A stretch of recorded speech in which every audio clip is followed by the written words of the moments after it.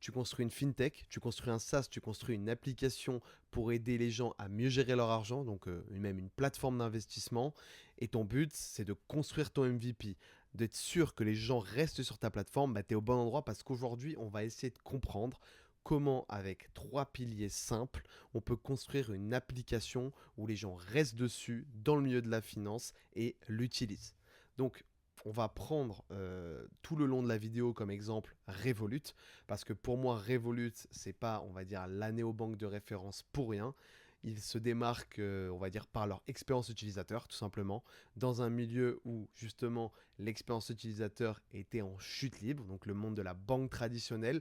Personne n'a envie et ne s'est amusé en ouvrant un compte bancaire et en utilisant son application bancaire traditionnelle. Et aujourd'hui, personnellement, j'utilise Revolut. C'est super simple et c'est pour ça que j'aime Revolut. Bon, évidemment aussi pour des histoires de frais, mais majoritairement parce que l'expérience utilisateur est super simple. Donc, on va voir aujourd'hui comment justement appliquer ça à notre SaaS, à notre application FinTech, et justement pour avoir des bons résultats, pour qu'on ait une application que les gens utilisent vraiment. On est dans le milieu des FinTech, on est dans le milieu des applications, on pourrait se dire assez simplement que il faut juste un bon UX, un bon parcours utilisateur, comme sur les autres applications. Et ben, je vais vous répondre un truc très simple, c'est faux, parce que le milieu de la FinTech, on parle d'argent, on parle de finance, et je pense que vous l'avez remarqué, ce sont les sujets les plus tabous en France, ce sont des sujets où la confiance est extrêmement importante, et justement, si vous faites un pas de travers, un mauvais mot, un mauvais timing, et ben vous pouvez perdre votre utilisateur. Et ça serait bête parce que justement, le coût d'acquisition client dans le milieu de la fintech, de la banque, est le plus élevé de tous les marchés. Donc si vous avez réussi à faire venir votre utilisateur jusqu'à votre plateforme, c'est pas le moment de le perdre. Et s'il a passé la partie onboarding, il faut le garder.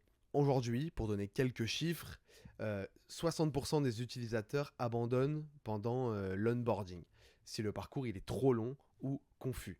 Un onboarding optimisé, c'est 25% de conversion en plus. La personne qui vient d'une pub, elle est méfiante, elle ne vous connaît pas encore. Elle arrive sur la plateforme, une moindre petite friction va la faire partir. Et comme je dis, dans le milieu de la finance, c'est démultiplié. Donc c'est super important. Par exemple, Revolut n'a pas attiré 30 millions d'utilisateurs pour rien. Moi, j'ai souvent ramené des personnes à utiliser Revolut et dans la plupart des cas, ils sont allés au bout de l'expérience. Alors que de temps en temps, sur des plateformes comme Boursorama que j'ai pu faire, même qui étaient des néobanques, l'expérience utilisateur n'était pas la même.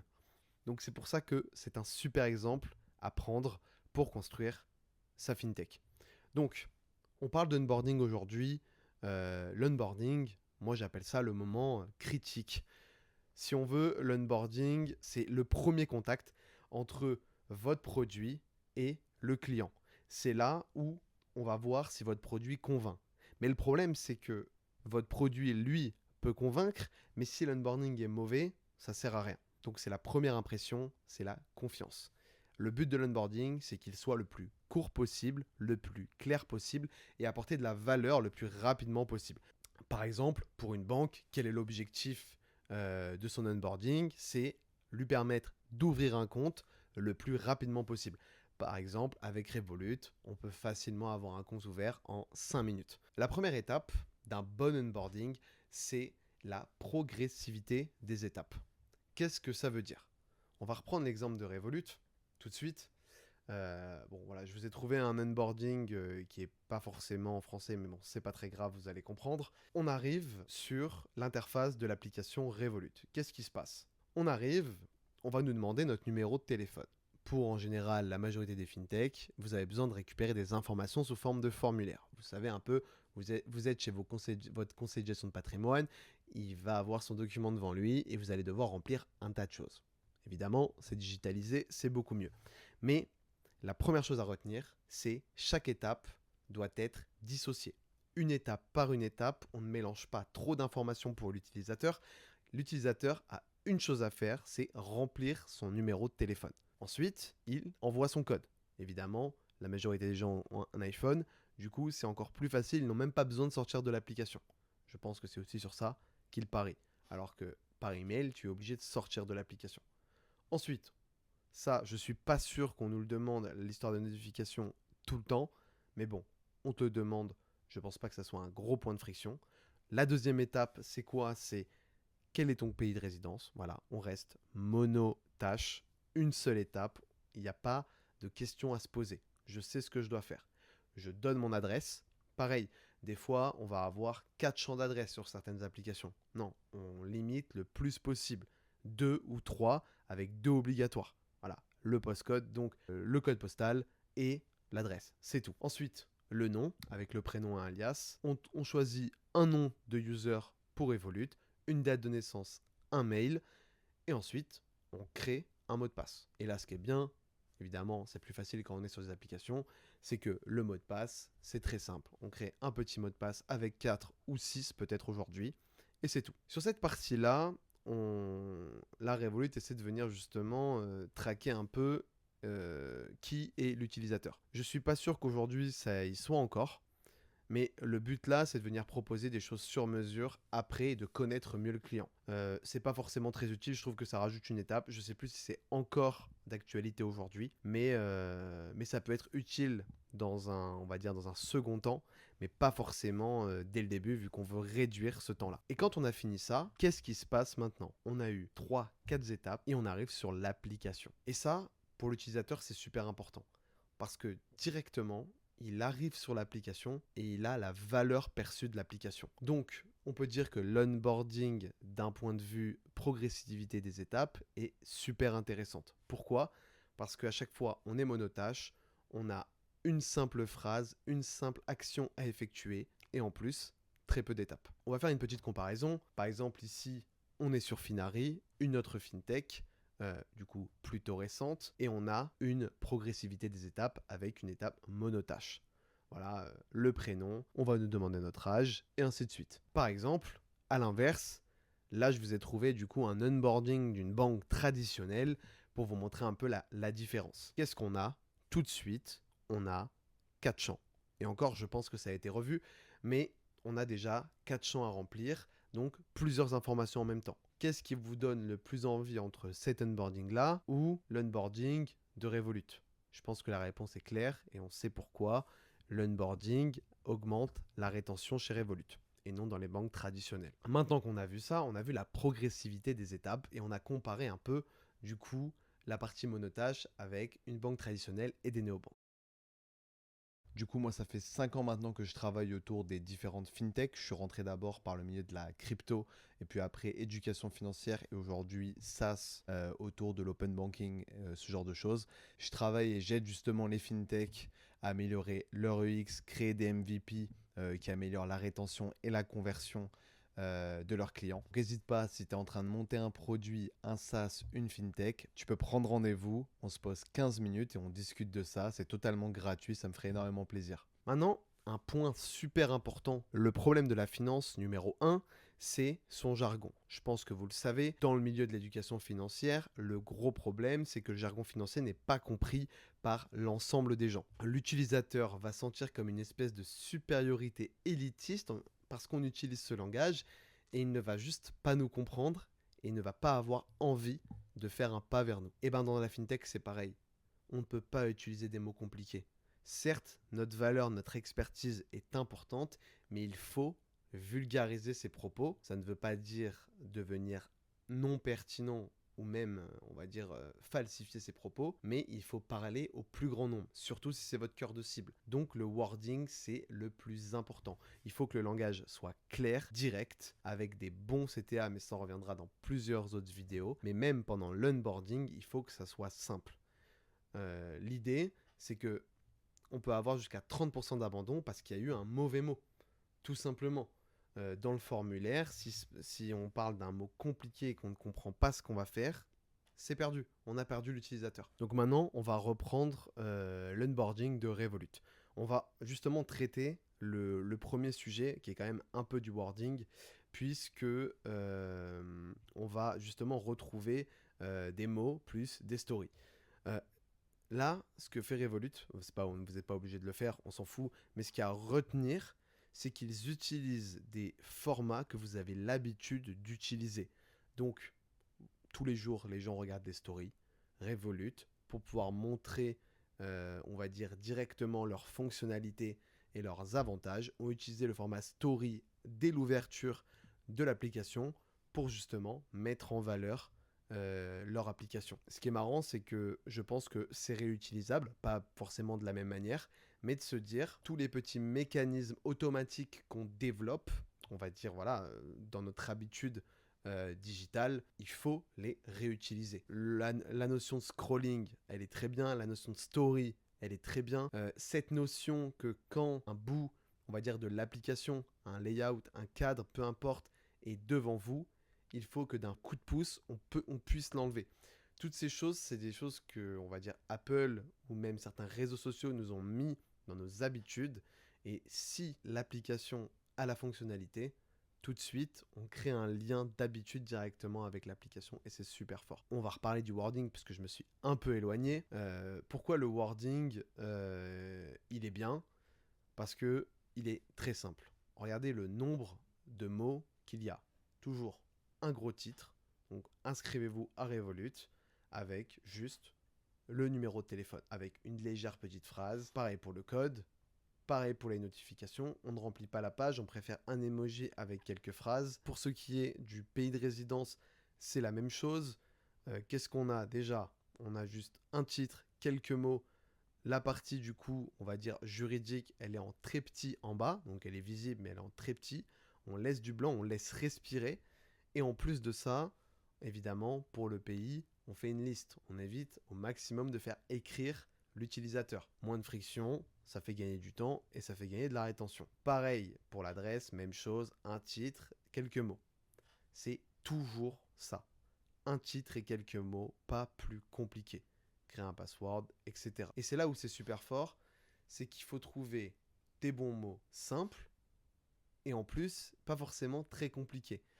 Là, vous avez remarqué que, bon, on parle d'une banque, certaines fois c'est un peu plus compliqué, mais à aucun moment, il a fallu parler de justificatif, de finances ou ce genre de choses pour ouvrir son compte bancaire. Et vous pouvez payer avec et recevoir de l'argent. C'est d'ailleurs la valeur de la banque. Par exemple, si on reprend l'onboarding de justement la Société Générale par exemple, et je critique pas la Société Générale, c'est un exemple, toutes les banques traditionnelles font la même chose. Déjà, on voit énormément de texte. C'est pas forcément très compliqué, mais on voit beaucoup plus de texte et beaucoup plus de possibilités justement de friction. Et on peut voir qu'à l'étape 4, j'y suis pas allé, il y a déjà des justificatifs et après une signature. Donc beaucoup plus de friction, d'engagement. Évidemment, c'est le légal qui veut ça, hein, et je ne dis pas, il y a des problèmes, mais si vous créez quelque chose, pensez d'abord à réduire vos étapes, à simplifier les mots, et ensuite, peut-être dans un deuxième temps, vous verrez la partie justificative, etc.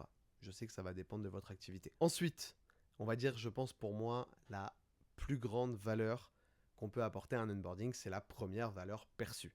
Revolut, en quelques clics, c'est une carte virtuelle avec laquelle vous pouvez payer n'importe quoi avec votre téléphone. Je vais donner un petit exemple simple. Vous partez en voyage demain, vous venez d'apprendre que le pays en question avait une monnaie différente. Oui, il y a des gens qui apprennent le jour même qu'ils vont aller dans un pays avec une monnaie différente et pas l'euro. Vous installez Revolut le matin en arrivant, la veille de l'avion, peu importe, et vous pouvez installer Revolut, vous faire un virement et payer directement en, je pense, une dizaine de minutes. Et donc, il n'y a pas de blocage entre cette envie de faire cette action et l'action. Alors que avec n'importe quelle autre banque, il va y avoir, on va dire, un moment de coupe. Il va falloir attendre que votre conseiller vous envoie votre carte. Il va falloir attendre X jours, il va falloir la récupérer des fois même en agence. Et c'est pour ça que le parcours utilisateur et l'expérience utilisateur va au-delà de juste le bon bouton, le bon mot. C'est le point A de je veux, j'ai besoin de cette carte, j'ai besoin de cette activité et j'ai cette activité. S'il n'y a pas de coupe, j'ai aucun moment où je peux réfléchir justement à ça. Et donc, je passe à l'action et je suis client en quelques minutes. Donc là, j'ai pris l'exemple de Lydia, même si Lydia, c'est déjà très bien, avec une bonne interface, mais qui va prendre un peu plus de temps. La Société Générale, les banques traditionnelles vont prendre énormément de temps. Là, on parle des banques, mais plus tard, on parlera d'autres choses.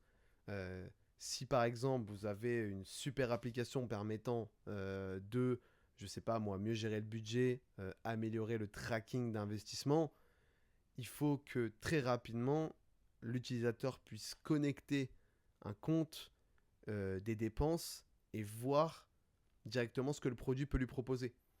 Et c'est ça, le game changer. C'est donner la valeur dès le début, même si c'est une démo, même s'il n'y a pas encore tous les justificatifs qui sont remplis.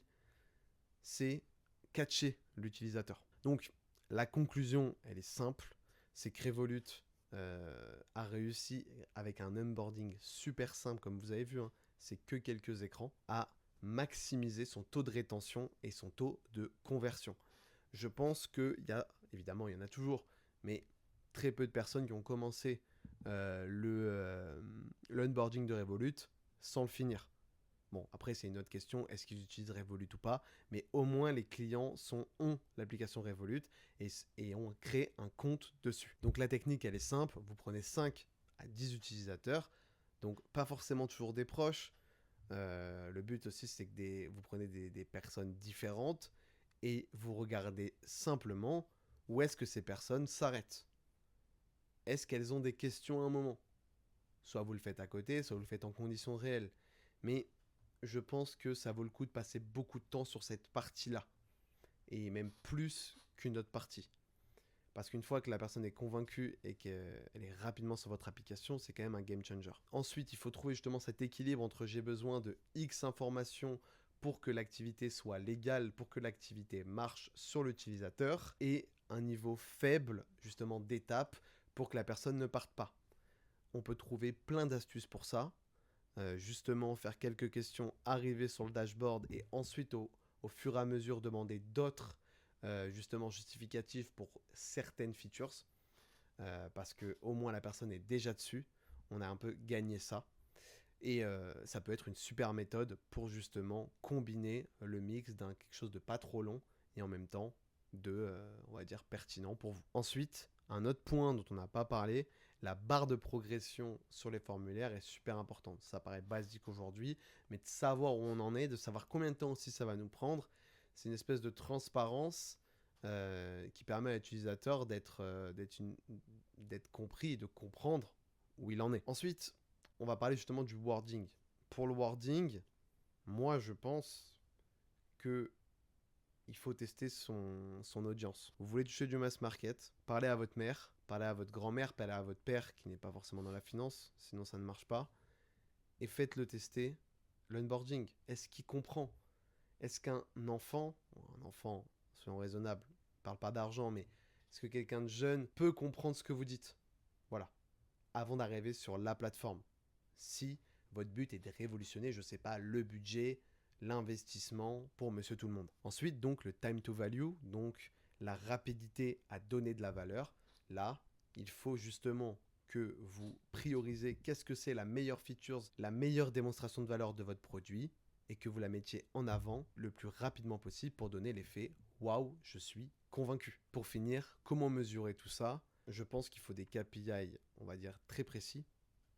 Mais après, si vous avez un onboarding de 4, 5, 6 étapes, ça ne va pas être très compliqué pour voir où est-ce que les personnes lâchent.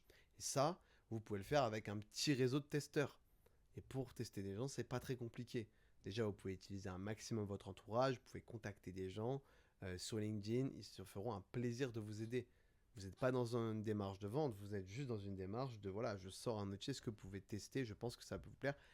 Vous aurez des retours. Maintenant, vous analysez ces KPI et vous voyez où est-ce que les personnes quittent. Ok. Après, évidemment, si vous avez déjà une application sortie, il faut avoir ces KPI pour voir le nouvel utilisateur, combien de temps il passe sur la plateforme, au bout de combien de temps il arrête d'utiliser la plateforme, etc. Mais ça, on verra ça dans des prochaines vidéos. Du coup, la vidéo est terminée. Je pense que la conclusion de cette vidéo, c'est que l'onboarding, c'est presque le plus important de notre application, alors qu'on n'a même pas encore montré la valeur de l'app. Mais c'est le premier contact avec le client et il ne faut surtout pas le dénigrer. Parce que quand aujourd'hui on a un coût d'acquisition client dans le milieu de la fintech et des banques qui est un des plus chers du marché, on ne peut pas se permettre de faire un onboarding bancal. C'était ma première vidéo sur le sujet. N'hésitez pas à me donner des feedbacks en commentaire parce que, en toute honnêteté, je sais que je vais m'améliorer au fur et à mesure du temps et je pense que mes explications sont encore bancales. Il faudrait que je prenne peut-être plus de temps et que je m'entraîne. Donc donnez-moi vos feedbacks en commentaire et surtout, dites-moi pour vous, c'est quoi la meilleure interface utilisateur de FinTech dans le monde, en Europe, en France, et ça me permettra de faire peut-être une analyse dessus.